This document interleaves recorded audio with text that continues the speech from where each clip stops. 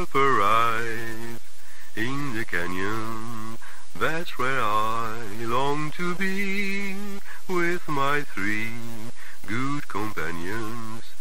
Just my rifle, pony and me.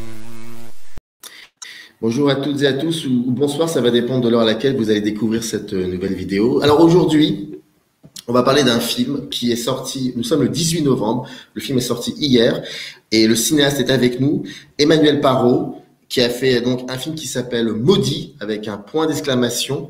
Et je connais Emmanuel, on s'était rencontrés en 2011, pas ici, pas en France, ni à La Réunion, en tout cas dans un autre pays, un autre continent, c'était l'Algérie, c'était en Afrique, à Béjaïa, c'était pour un festival, et il était venu présenter Adieu à tout cela. Déjà le film, déjà ça parlait aussi de La Réunion, donc je suis très content de renouer le dialogue avec toi, d'autant plus que je continue encore à te suivre discrètement comme ça, et j'avais vu La Sac la mort par exemple en 2015, donc ça me fait vraiment plaisir de renouer ce dialogue et de voir qu'il y a des choses qui continuent encore de se faire. Merci beaucoup d'être là alors que le film est déjà sorti.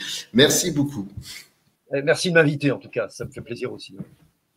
Alors, je vais être très sincère avec toi.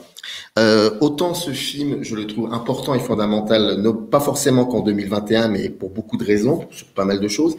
Mais c'est un film qui, après l'avoir, je l'ai vu 2 fois. Et malheureusement pas sur grand écran, t'imagines, c'était un lien de visionnage. Mais ça reste quand même très bouleversant. Pour résumer grossièrement la chose, il y a 2 personnages, il y a Alix, tu me contredis si je me trompe, hein. Il y a Alix et Marcelin, 2 amis, 2 créoles qui vivent à La Réunion et qui ont donc une affaire, une espèce de petite buvette comme ça. Et on comprend qu'ils sont associés. Et puis à un moment, ils passent la soirée ensemble, le rhum coule à flot. On parlera aussi, j'aimerais bien te poser une question sur la notion du rhum. Mais on va parler de ça après. Et ça boit beaucoup. Et puis à un moment, alors on sait que Marcelin a des vues sur Dorothée, une métro. Donc c'est Métropole, c'est la France, qui est chanteuse. Et voilà, il se passe plein de choses. Puis ensuite, à un moment, Marcelin laisse Alix et s'engouffre comme ça dans la jungle. Et puis lui, il essaye de le rejoindre. Puis il se passe plein de choses. Et puis le lendemain, il n'est plus là, Marcelin. Donc Alix part à sa recherche. Et là, le film, c'est pas qu'il commence, c'est qu'il y a autre chose qui se passe. Et j'aimerais te poser cette question, toi. Comment tu te sentais comment après avoir fait le film, après avoir fait le tournage? À la fin du tournage, oui. J'ai eu le sentiment que j'avais acquis pendant le temps du tournage une certaine liberté. C'est-à-dire que c'est pas toujours simple d'aller faire un film à La Réunion sur des questions qui sont proches des Réunionnais et quand on est métropolitain. Je ne suis pas réunionnais. On est dans une place sur un strapontin ou un peu le cul entre 2 chaises, quoi. Voilà. Bon. Et pendant le tournage, je crois avoir trouvé une façon d'être à la fois du côté où je suis, de fait, quoi. Voilà, et quand même aussi du côté des Réunionnais. Alors, il ne s'agit pas d'une fusion, mais il s'agit d'accepter l'idée qu'il y a eux et nous, mais qu'entre eux et nous, quelque chose peut se passer qui ne serait pas de l'ordre d'un métissage, mais qui serait de l'ordre plutôt de ce qu'on dit le mot m'échappe, mais je vais le retrouver. En tout cas, on peut quand même faire quelque chose ensemble en étant chacun soi-même. Et cette différence n'est pas insoluble, c'est-à-dire que malgré les différences, on peut quand même fabriquer quelque chose ensemble. C'est-à-dire que d'habitude, les idées ne venaient pas aussi facilement, en tout cas dans la dernière semaine de tournage. Là, j'ai eu l'impression que les choses émergeaient de ma tête parce que quelque chose s'était libéré. Je me sentais autorisé à aller plus loin que ce que je peux faire d'habitude. Alors, ça doit être un petit peu incompréhensible. Non, c'est pas incompréhensible. Non, c'est pas. Enfin, je suis un peu étonné ici parce que c'est pas la première fois que tu tournes là-bas. Et le premier film dont on parlait, Adieu à tout cela, ça se passe. Enfin, c'est ça que je j'arrive pas à, enfin, je n'ai pas senti dans le premier film et dans Sac à mort, enfin, quelque chose qui serait de l'ordre, comment dire, je n'ai pas senti que tu avais peut-être des complications, une difficulté. Je sais pas. Je n'ai pas senti d'ailleurs pour autant que la mise en scène avait changé avec Maudit. Au contraire, je retrouve carrément ton style et c'est pour ça que je suis assez étonné. Mais si tu le dis, c'est qu'il y a bel et bien une raison à mon avis. C'est-à-dire que oui, il faut dire, j'ai une façon de travailler qui est assez particulière aujourd'hui, qui est très différente du temps où j'ai fait Adieu à tout cela. Adieu Hmm. à tout ça, c'est un film finalement qui est fabriqué d'une manière assez classique. Il y avait un scénario à la base et le scénario n'a pas tellement bougé en fait entre le début et la fin du tournage. Ce qui a bougé, c'est que j'ai découvert chemin faisant Patrice et Charles-Henri, deux acteurs qui sont révélés être absolument géniaux. Et effectivement, déjà dans ce film, j'avais commencé le soir à écrire des dialogues supplémentaires ou rajouter des scènes en me disant mais ils sont tellement bien, la caméra les aime tellement qu'on va essayer d'introduire ça dans un scénario que j'avais du mal à bouger. Puis dans Sac la mort, comme ils avaient accepté d'avoir les rôles principaux du nouveau film, c'était un peu une gageure, j'avais écrit un scénario qui était plutôt un prétexte pour obtenir de l'argent dans des commissions, puisque d'abord les commissions, elles ne lisent pas le créole, donc il faut bien écrire en français. Et puis, il y a une façon de raconter des histoires. Moi, je sais à peu près qu'il y a des choses qui Hmm. ne passeront jamais, donc il faut écrire avec... Bon. Mais ensuite, une fois qu'on est réellement dans les repérages, dans les répétitions avec les acteurs, dans le casting, euh, il est apparu très vite que, puisque je voulais impérativement que le film soit tourné en créole, qui n'est pas du tout ma langue d'origine, mais qui est la langue maternelle des gens qui allaient jouer dans le film. Et quand on travaille avec un Anglais, on ne va pas lui demander de parler le français. Pourquoi on demanderait à un Réunionnais dont la langue maternelle est créole d'aller travailler dans une autre langue? Ça serait déjà le rabaisser et lui tendre un piège pour qu'on puisse dire oh là là, il s'exprime pas bien. Tu comprends? Donc le créole étant sa langue maternelle, n'étant pas ma langue maternelle, il fallait faire un bout de chemin chacun de son côté. Donc moi, je lui donnais des fragments de dialogue en français et en face, la personne s'emparait de ces fragments-là et puis il se les mettait en bouche. Puisque le créole réunionnais est une langue orale, il pouvait en faire ce qu'il voulait. Il a la responsabilité des mots qu'il utilise. Une langue orale, on est responsable des mots qu'on utilise. Il n'y a pas une grammaire et un dictionnaire pour se référer. Et donc, il avait cette responsabilité, mais cette responsabilité, il y avait quelque chose qui circulait entre nous, tu vois. C'est-à-dire que on n'est plus dans un rapport complètement vertical, parce que quand même le cinéma, il y a un rapport vertical entre le réalisateur et les autres. Et un peu, bon voilà, traditionnellement on dit, ben voilà, moi je veux ça, maintenant, voilà. Hmm. Là, on était dans un rapport qui était un peu plus horizontal, voire même carrément, puisque je lui disais, voilà, j'ai écrit ça, maintenant tu as la responsabilité des mots que tu utilises, faisons un plan et puis ensuite on regarde et on voit ensemble si ça va, si ça va pas. Ça peut-être faudra le changer, mais ça c'est tellement bien que c'est à moi de changer mon scénario pour intégrer ce moment qui est tellement fabuleux que le soir je vais changer mon scénario et demain je reviendrai avec une nouvelle scène écrite et peut-être une autre scène retirée et on avance comme ça. Il y avait cet aller-retour qui est un véritable échange ou en tout cas moi je me mettais dans le pas de ces personnes et puis on essayait d'avancer ensemble. Sur Maudit, il y a eu tout ça qui a été conservé, bien sûr, mais il s'est passé une nouvelle chose. C'est-à-dire que d'habitude, dans Sac la mort, j'étais resté sur un film qui était quand même relativement à caractère naturaliste, c'est-à-dire que la caméra filme d'une manière assez classique, plan large, plan serré. Évidemment, on est assez près des personnages. C'était une place que je voulais donner aux spectateurs métropolitains, d'être assez près sans tout comprendre, en subissant un peu les événements, puisqu'il ne comprend pas tout. Ça que la mort, le spectateur européen ne connaissant tellement pas qu'il tombe des nues quand on commence à en parler. Voilà. Hmm. Sur Moti, j'ai eu l'impression que ça pouvait aller plus loin et que je pouvais, moi, filmer des choses que je ne me serais pas autorisé à filmer avant. Alors, pourquoi et c'est aussi parce qu'à un moment, on a fait le choix du cinéma fantastique et que le cinéma fantastique est quand même un des rares moyens d'expression qui permet d'aller du côté du politique sans tomber dans le film social ou un message. Et c'est peut-être en fait ce choix-là dont je n'avais pas complètement pris la mesure au départ quand on l'a fait, puisqu'il y avait, je le reconnais, un côté un petit peu opportuniste, c'est-à-dire que je sais bien que le cinéma fantastique en France aujourd'hui c'est à la mode, que des Européens jeunes ou moins jeunes adorent ça, et qu'on avait sans doute un moyen d'accrocher, de prendre le spectateur par la main pour l'emmener plus loin. Et ça m'a aussi, moi, emmené plus loin. Il y a des plans que je n'aurais jamais pu imaginer mettre dans le film avant le tournage. Et c'est pendant le tournage que ces choses-là sont arrivées, au contact de tout ce qui se passait. Et j'ai eu l'impression à la fin du film que j'avais une matière pour pouvoir travailler le montage qui allait me permettre d'aller plus loin que d'habitude.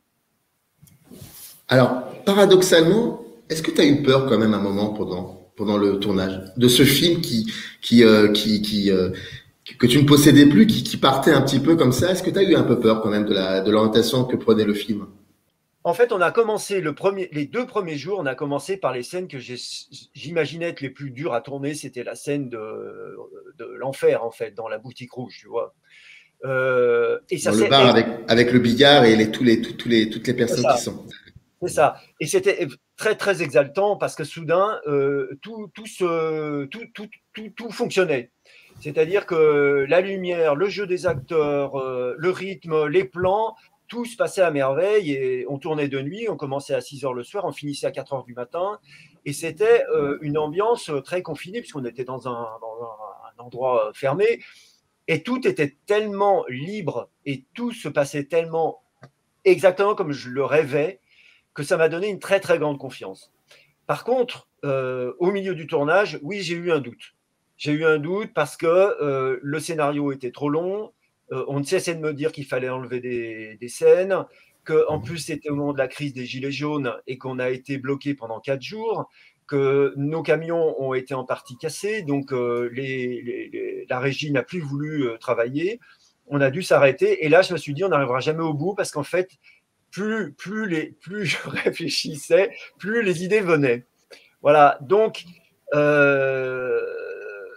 voilà. Mais après, je pense que ta vraie question, c'est de dire, est-ce que je me suis dit, oh là là, dans quoi tu t'engages? Est-ce que c'était pas un peu dingue? Et est-ce que tout va pas s'écrouler à l'arrivée, quoi? J'y ai pensé, mais tu vois, je commence à avoir un certain âge et je suis tellement dans la marge, en fait, de toute façon, il n'y a pas d'enjeu pour moi de carrière, tu vois, il n'y a pas de télévision qui s'intéresse à mon travail, il n'y a pas de…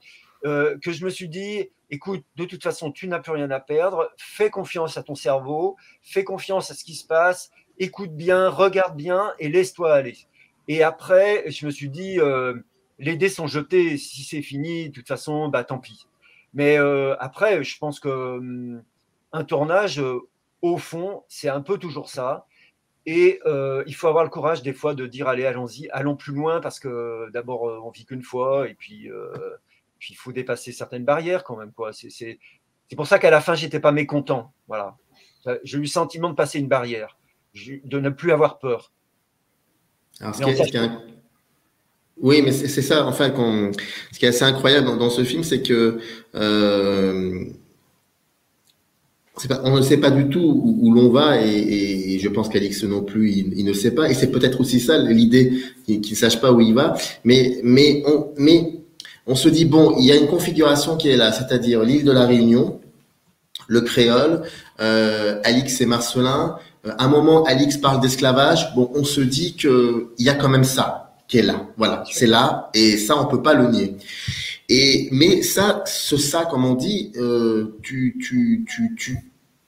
l'installes, alors qu'on sait que ça peut être là, mais tu l'installes et on s'y attend pas. Je pense notamment à la séquence du musée qui est assez incroyable. D'ailleurs, c'est le musée c'est un musée le musée de l'esclavagisme. Oui, tout à fait. Mais il est où ce musée? D'accord. Et en fait, ce qui est assez incroyable, c'est que il y a cette scène donc qui se passe, je pense, une espèce de grande terrasse, je sais plus quoi, où l'on voit donc Alix qui continue de chercher son ami. Enfin, il pense qu'il l'a tué ou qu'il a tué Dorothée. Bon, il se passe un truc en tout cas. Et après, on va parler des marrons. On verra ça aussi. Et donc il y a ce moment-là où il se retrouve dans une espèce de briques de verre ou quelque chose comme ça, qui est censé représenter, je crois, 769 esclaves, pardon. Et puis le propriétaire de ces lieux, un blanc, qui lui dit, moi je sais où est ta place, putain. Ça m'a marqué ça. Je sais où est ta place, putain. Et tu vas, donc il l'emmène dans cette espèce de cage de verre, il y va, là on se dit, mais on est où? Donc, que se passe-t-il? Est-ce qu'il rêve? Est-ce que tout ceci est réel? Et puis à ce moment-là, il y a j'allais dire des terroristes, horrible, c'est horrible. J'ai des touristes qui viennent plutôt, et c'est terrible. Et pour te dire vraiment, je m'en suis pas remis de ton film. Et ces touristes arrivent avec leurs photos, leur appareil photo, et puis d'un seul coup, Alix joue un rôle. Oui. En fait, c'est ça, moi, qui me bouleverse dans ton film. C'est comme si le film disait à Alix comment réagir, même si au départ d'une scène, il est un peu perturbé, mais le film lui fait comprendre qu'il doit être ainsi, qu'il doit être comme ça, à l'image de la fin d'ailleurs. Et c'est ça qui est assez incroyable. Et parce que c'est comme si le film lui rappelait sans cesse d'où il venait, mais qu'il fallait vivre avec ça, et aussi qu'il fallait le dire. Oui, et j'ai l'impression pardon, je termine juste, et dans cette petite scène dont je te parlais, j'ai l'impression que le problème n'est pas Alix, bien évidemment. Le problème n'est pas tout ça. Le problème, c'est que ce sont les gens autour qui finalement ne l'écoutent pas. En fait, il n'est pas écouté. Non. Voilà, tout à fait. Tu sais, le point de départ de cette scène, c'est j'avais vu un peu la polémique autour de Exhibit B, tu sais, ce spectacle. Ah oui. Voilà. Oui. J'avais été très choqué, moi, de cette mise en scène où donc tu as les acteurs qui sont dans des positions immobiles, en tout cas, ils n'ont pas droit à la parole, et ils s'exposent comme dans des poses, on va dire, comme étaient les esclaves, voilà, et le public est amené à défiler devant eux, à les regarder passer. Bon, moi, je m'étais dit, je suis pas d'accord, parce que si c'est reproduire simplement pour faire culpabiliser les gens de ce qui s'était passé auparavant, je vois pas trop à quoi vraiment ça sert.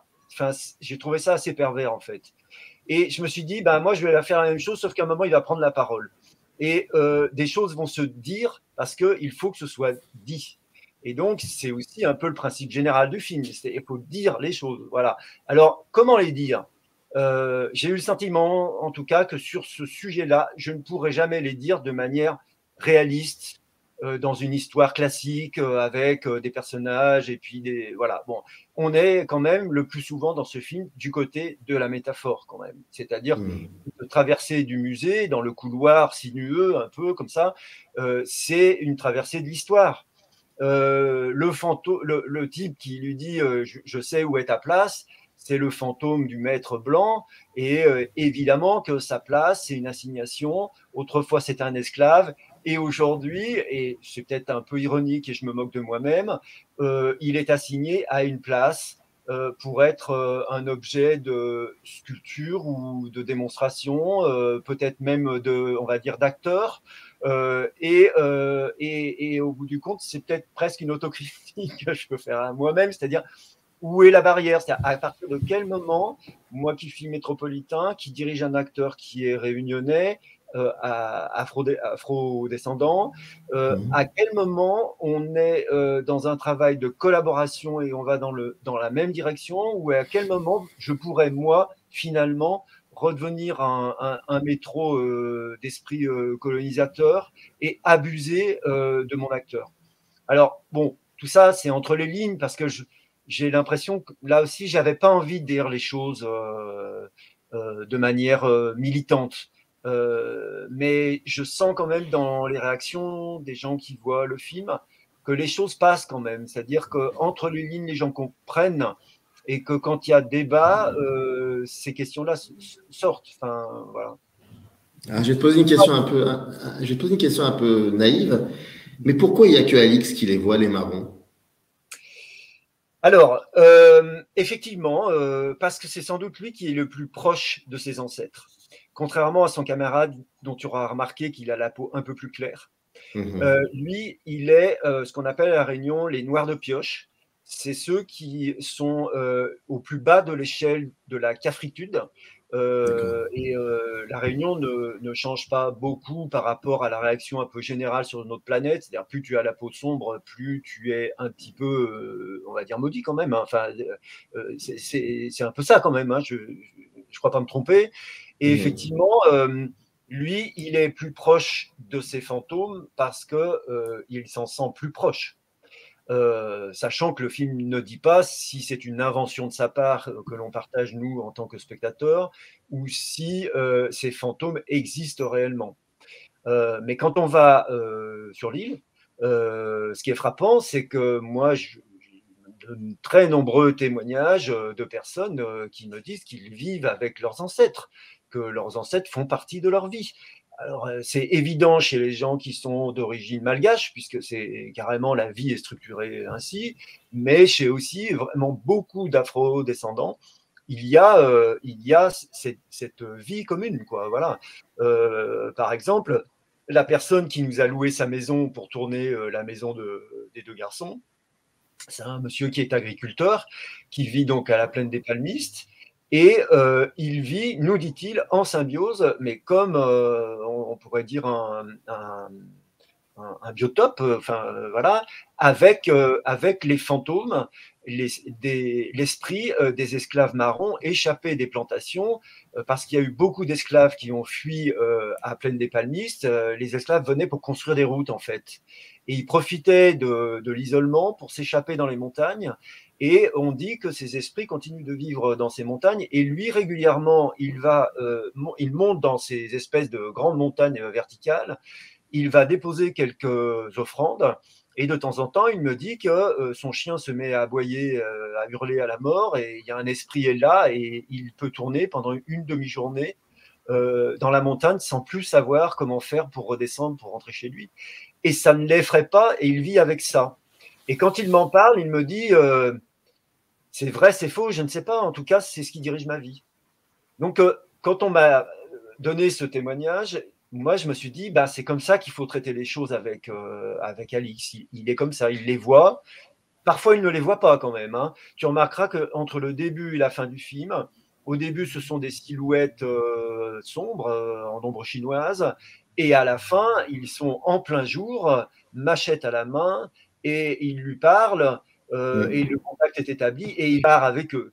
Donc, il y a quand même un chemin dans le temps du film entre quelque chose qu'il ne voit pas bien, mais qui se précise au fur et à mesure jusqu'à être pleinement visible. Mais tu vois, tu parlais du fantastique, mais c'est ce qui est assez bouleversant et beau en même temps, c'est que tous ces marrons, donc les marrons, si j'ai bien compris, c'était ces esclaves qui fuyaient, voilà. Et ben quand ils arrivent, enfin ils sont là progressivement, on voit qu'ils sont là. On sait pas, enfin, je n'ai pas deviné de suite qu'ils c'était des esprits, mais à un moment je l'ai compris, mais je l'ai pas compris parce que tu as voulu nous le faire comprendre. Non, non, je l'ai compris parce que pour moi c'était logique. Et en fait, c'est ça le fantastique, c'est que tu le sais mieux que moi, ça part de quelque chose du quotidien. Donc on n'est pas dans. Et d'ailleurs, tu le cites très bien. On peut ne pas, enfin, on peut pas penser. Enfin, on n'arrive pas à ne pas penser à Jacques Tourneur avec Voodoo. Ça, Mais là où c'est assez intéressant aussi, c'est que donc ça part du quotidien. Et en fait, ce qui est incroyable, c'est que tout est vivant dans cette île. Je pense à deux plans, par exemple. Que je dise pas de bêtises, à ce nuage qui est en train de dévorer la lune, pratiquement. Et t'en as un deuxième où tu as le brouillard comme ça qui s'étale sur la plaine, enfin sur le village. Et je me disais à ce moment-là, mais tout est vivant finalement, tout est vivant. Et c'est ça peut-être il y a peut-être quelque chose de. Alors voilà, ça c'est des questions, pas forcément besoin de réponse, mais je me disais, c'est normal. Enfin, je n'étais pas choqué ou décontenancé par ces personnes qui entouraient Alix, parce qu'en fait, tout est vivant autour de soi. Et il faut juste savoir regarder, en fait, et écouter. Voilà, c'est ça. Et pour repartir sur ta question de départ, comment à la fin du tournage, dans quel état j'étais. Ouais. Tu vois, là, ce dont on vient de parler, j'ai eu ce sentiment-là à un moment, et du coup, je me suis dit, oui, là, tu as peut-être attrapé quelque chose qui appartient à l'autre côté. C'est-à-dire que tu es en train d'arriver à représenter quelque chose qui existe chez les Réunionnais qui n'existe pas a priori dans ta tête, mais là, il y a quelque chose que tu as appris et que tu peux représenter. C'est pour ça, par exemple, une chose toute bête, quand il y a un grand panoramique qui descend de la cascade et qui termine sur le ruisselet avec ce… Voilà.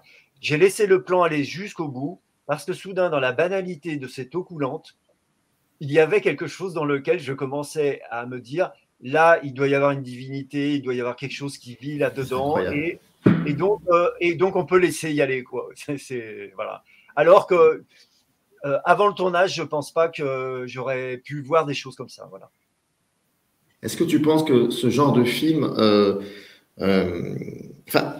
tu vois, c'est marrant, enfin c'est marrant, c'est pas marrant, mais on attend. Aujourd'hui, on va vers, enfin, je ne pense pas que ça soit généralisé. Il suffit juste de regarder 2-3 chaînes télé et tu vois très bien de quoi je veux parler. J'ai pas envie de les nommer. Où on a cette impression que maintenant il faut faire fi de tout ce qui s'est passé. Le système du rétroviseur, on le casse. Surtout pas. Il faut continuer à avancer, mais il faut absolument ne jamais regarder ce qu'il y a derrière. Et pire, ne même pas voir qu'il y a des corps qui sont derrière nous et les écouter. Et dans ce film, j'ai l'impression que, en fait, c'est très.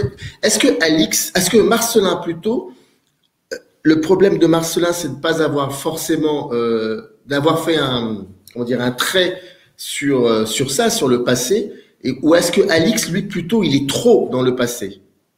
Et bien justement, chacun des personnages est en déséquilibre. Il y en a un, il est trop d'un côté et l'autre est trop de l'autre. Et c'est ça le vrai drame de ces… Peut-être même, on peut même parler de génération de Réunionnais, ceux qui ont autour de la trentaine. Après, je pense que ça va se rééquilibrer, mais pour l'instant, je pense que leur drame, il est là parce qu'ils ont un choix assez binaire. Soit ils vont vraiment du côté des ancêtres, et je ne pense pas que la solution soit à en revenir à une forme de haine ou de ressentiment aussi violemment ressenti, soit ils doivent abdiquer d'être eux-mêmes pour aller vers la femme blanche. Alors, bien sûr, c'est caricatural ce que je dis, mais entre les lignes, on comprend bien ce que ça veut dire. S'abandonner eux-mêmes pour subir. Elle est là, elle profite de lui, elle s'en va, c'est fini, il se retrouve tout seul. Et lui, ben, qu'est-ce qu'il aime? Il aime les femmes qu'il domine et qui… voilà. Et je pense que la solution pour cette génération, elle n'est pas d'accepter tout ce que l'Europe leur agite sous le nez, qui est à la fois très attirant mais en même temps très frustrant, et elle n'est pas non plus dans un retour aux origines qui serait une coupure. Elle est, voilà, le film ne peut pas dire ce qu'il en est, parce que un film, c'est pas, la citoyenneté, c'est autre chose que le cinéma. Donc, mais le film pose cette question quelle voie trouver pour pouvoir être soi-même en accord avec sa propre histoire, qui n'est pas l'histoire de la Gaule, et en même temps être des personnes qui ont, comme tout le monde, envie d'avoir un travail, des enfants, un salaire et une vie heureuse. Voilà, et moi je suis assez inquiet de tout ça aujourd'hui. Inquiet à La Réunion parce que je vois bien que les choses ne s'arrangent pas depuis 17 ans que j'y vais. Et inquiet aussi bien sûr pour nous parce qu'on est de plus en plus intolérants, aveugles, horribles. Voilà, depuis quelque temps, je pense qu'on est, on a un hôpital psychiatrique, la France, et que ceux qui nous dirigent et qui auraient la possibilité de jouer leur rôle d'élite, ils ne font rien pour ça, rien, rien, rien. Voilà, je trouve ça tragique. Je ne sais pas où on va aller, mais moi je trouve ça tragique. Et ben, j'essaye de prendre position pour ma part. Moi, je pense que il faut accepter les différences, mais qu'une différence ne doit pas rimer avec exclusion. Et si elle rime avec exclusion, je suis désolé, quand les attentats se sont passés, je n'étais pas surpris. J'ai travaillé 15 ans de ma vie à Vaux-en-Velin, à aller travailler dans les centres sociaux. J'ai vu l'islamisme monter. J'ai fait partie de personnes qui ont dit attention, c'est grave, il se passe des choses graves, ça va pas, les gens sont frustrés, il n'y a pas de travail, les parents n'ont pas de travail, les enfants n'ont pas de travail, les petits-enfants se demandent pourquoi aller à l'école, il y a la toxicomanie, la prostitution, il y a tout ça. À un moment, ça va mal finir. Ben, quand ça a mal fini, je me suis rappelé d'un gars que j'avais croisé dans un train. Et je lui avais expliqué tout ça. Je lui avais dit, il me demandait ce que je faisais. Donc, je lui expliquais, je vais à Vaux-en-Velin, je travaille là-bas, mais je suis inquiet sur ce qui se passe et tout. En rigolant, le mec m'avait tapé sur l'épaule. Il m'avait dit, oh, du moment qu'il ne pique pas ma bagnole, ceux-là, j'en ai rien à foutre. Au moment des attentats, j'ai pensé à lui. Je me suis dit, bah, peut-être que tu as un enfant qui a pris un coup de mitraille. Voilà. Parce que quand on exclut, quand on met dans des ghettos, il ne faut pas s'étonner qu'il arrive ça. Donc, moi, à mon niveau, dans mon travail, j'essaye de construire des ponts. Alors, je sais bien que c'est difficile. Je sais bien qu'il y a des gens qui me reprochent d'être comment on dit, sombre, et qu'on aimerait que je fasse des films qui soient des comédies à La Réunion et que je ne montre que des personnages qui sont heureux, à qui la vie sourit. Bien sûr qu'il y en a à La Réunion comme ça. Mais moi, c'est pas de ça dont j'ai envie de parler, c'est tout, quoi. Écoute, je vais te poser une question extrêmement naïve, mais je pense que tu vas pas que je pense, tu vas la comprendre vu que tu es cinéaste. On est d'accord que normalement, le cinéma est là aussi pour témoigner de quelque chose, pour tisser des traces, pour montrer des images, et ces images nous permettront de mieux comprendre les choses. Et j'ai l'impression que le cinéma fait vraiment son job là alors que ça va pas, mais que le cinéma en parallèle continue de faire son job. Je vais citer par exemple là récemment le film de Régis Soder, enfin qui parle aussi un peu de ça. Il y a le film d'Alice Diop qu'on peut voir sur Arte. Il y a le tien bien évidemment. Je me dis ça existe tout cela, mais en même temps quand je commence un petit peu à essayer de voir grand, je me dis oui, mais le problème c'est que ces films-là et je sais pas. Entre parenthèses, ton film est distribué en France sur combien de copies? Il y a combien de copies de distribution? En sortie nationale, on est sur 17. C'est à la fois pas mal, mais c'est peu, bien sûr. Hein. Bah, c'est là où je veux en venir, c'est que bon, moi j'ai la chance de le voir parce que je suis dans le milieu professionnel, donc j'appelle un attaché de presse, je reçois le lien, on discute et c'est très bien. Mais je me dis que voilà, il y a il y a des choses qui se font, des images qui se fabriquent, qui se créent, il y a des choses qui, tu fais un travail depuis pas mal de temps et ça tu le disais pour avant Velin, donc ça fait et je trouve que c'est important que tu aies dit que c'était il y a 15 ans pour dire que vraiment le problème existe depuis un certain temps. Mais ce que je veux dire c'est que comment on peut et à un moment on commence à se poser la question pourquoi vos films ne sont pas assez vus. Tu parlais de télévision, par exemple. Ben, j'ai envie de te dire, bah non, il faut que les films soient montrés à la télévision, au service public, des choses comme ça. C'est une question un peu naïve, une question qui, à mon avis, t'a traversé l'esprit pendant des années. Mais tu vois, c'est ça, je me dis, on n'a pas assez d'images. Enfin, on veut pas assez montrer ces images, pardon. Bien sûr. Bah, il y a des choses très simples, c'est que depuis maintenant les années 80, et Daney le disait, il l'avait très bien ressenti, c'est un pressenti hein, à l'époque, on est passé d'une économie artisanale à une industrie embarquée par la multiplication des diffuseurs de télé. Autrefois, moi je vais prendre un exemple, j'y pensais justement hier. Parce que bon, quand on sort un film, on pense à tout ça. Bon, aujourd'hui, on peut faire de la publicité à la télévision pour ces films. On peut faire des campagnes d'affichage énormes. Autrefois, rappelons-nous, la publicité des films de cinéma à la télévision était interdite. Donc il y avait un petit peu un pied d'égalité entre les films les plus petits et les films à plus gros budget. Ce qui faisait qu'on allait voir un film, on lisait la presse, on regardait ce que les critiques écrivaient, on disait tiens, lui, ce critique que j'aime bien, il a l'air de bien aimer ce film. Donc, il y avait des critiques intelligents, il y avait des gens il y avait de l'argent aussi pour payer correctement les critiques, puisque, voilà, la presse était nue. Et donc, c'est tout un cheminement, quoi, en fait. Alors qu'aujourd'hui, tout ça est complètement explosé. C'est complètement explosé. Aujourd'hui, moi, je comprends des exploitants qui me disent Emmanuel, on a vu ton film, on l'adore, mais on ne va pas le montrer. Pourquoi ? Parce qu'ils sont dans perpétuellement la recherche du nombre d'entrées, et il y a tellement de films qui sont proposés, et en même temps les films les plus gros qui sont les mieux marketés, on ne parle que de ça. Voilà, on pourrait citer une multitude de films, on ne parle que d'eux, et donc les gens qui rentrent du travail, qui sont fatigués, qui allument la télé, qui voient qu'il y a une pub pour tel film et qu'on parle de tel film, ils vont aller voir celui-là le samedi.